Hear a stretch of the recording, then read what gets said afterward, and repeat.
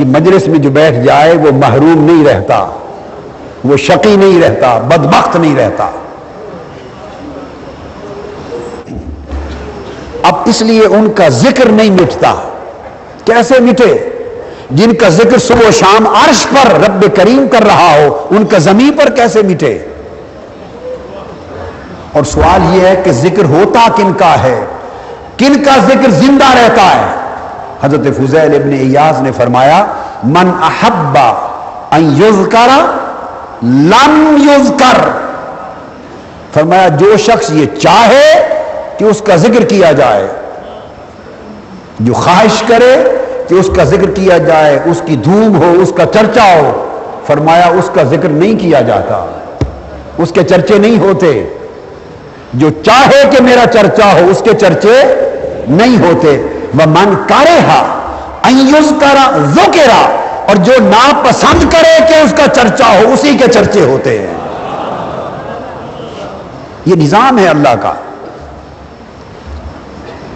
یہ نظام ہے۔ اور حضرت فضیل ابن عیاض نے یہ بھی فرمایا رویا کرو، رویا کرو، اللہ کو رونا پسند ہے۔ اور فرمایا قال ما بکت عین عبد قط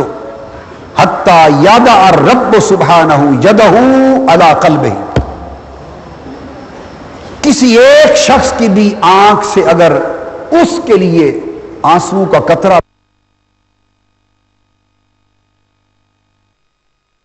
کی قسم، کوئی شخص اس وقت تک اللہ کے لیے نہیں روتا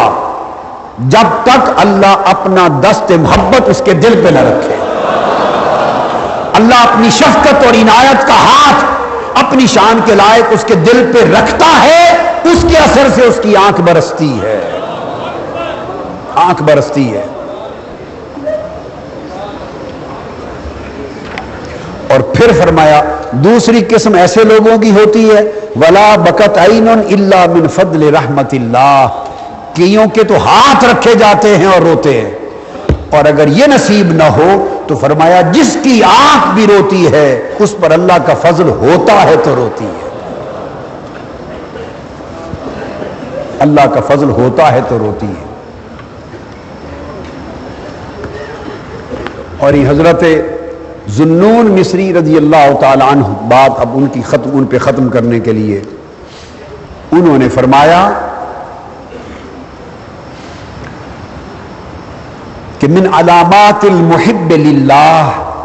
متابعت حبیب اللہ فی اخلاقہ و افعالہ و امرہ و سننہ، فرمایا اللہ کے محب، اللہ سے محبت کرنے والے کی علامت یہ ہے کہ وہ اللہ کے حبیب کی مطابعت کرتا ہے، اللہ کے حبیب اور محبوب کی اتباع کرتا ہے، اپنے اخلاق میں بھی، اپنے افعال میں بھی، حضور کے کہنے میں بھی، حضور کی سنتوں میں بھی،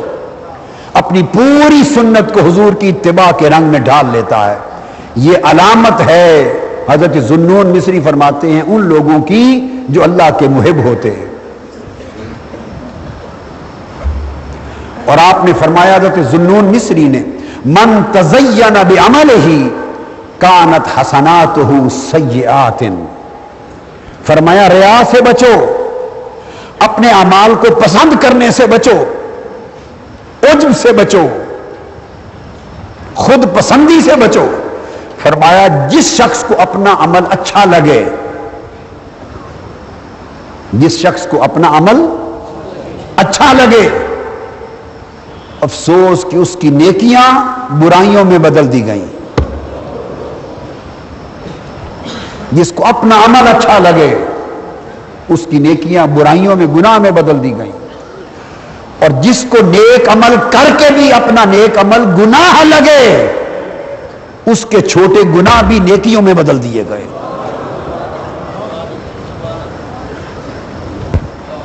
اور ایسے اولیاء ہو گزرے کہ جب نماز رات کی ختم کرتے تو پھر زمین پہ گر کے اللہ کے سامنے دست بستہ رونے لگ جاتے اور فرماتے مولا یہ جو گناہ کیا ہے اس سے معاف کر دے۔ ان سے پوچھا گیا کہ آپ تو ابھی نفل پڑھ کے، نماز پڑھ کے، عبادت کر کے فارغ ہوئے ہیں، کون سا گناہ جس کی توبہ کر رہے ہیں؟ وہ کہتے اس سے بڑا بھی کوئی گناہ ہے کہ میرا وجود اس قابل نہ تھا کہ رب کی دہلیز پر کھڑا ہو سکتا اور میں مصلی پر اس کے دروازے پر کھڑا رہا، میری زبان اس قابل نہ تھی کہ اس کی حمد کرتا، اس کا نام لیتا، میں اس پلید زبان سے اس کا ذکر کرتا رہا، میری جبین اس قابل نہ تھی کہ اس کی دہلیز پہ سجدہ ریز ہوتی، میں نے سجدہ کیا تو میری ساری عبادت بے ادبی ہے کہ میں اس کی شان کے لائق کچھ بھی کرنے کو نہ تھا، تو معافی اس لیے مانگتا ہوں کہ مولا اس بے ادبی کو معاف کر دے۔ ان کے اعمال، اولیاء صوفیاء کو اپنے اعمال اچھے نہیں لگتے، اپنے اعمال کو سیئات سمجھتے ہیں۔ حضرت ذوالنون مصری رضی اللہ تعالیٰ عنہ نے فرمایا، جس کو امام سلمی نے روایت کیا، فرمایا کان الرجل من اہل العلم، اب بات سنیں، یہ ہوئے ہیں اس زمانے میں، انہوں نے حضرت فضیل ابن ایاز سے روایت کیا، امام اعظم ابو حنیفہ کا زمانہ، تبع تابعین کا زمانہ، جو قرون اولا تھے اس زمانے کے لوگ، اور وہ اپنے زمانے کی بات بتا رہے ہیں،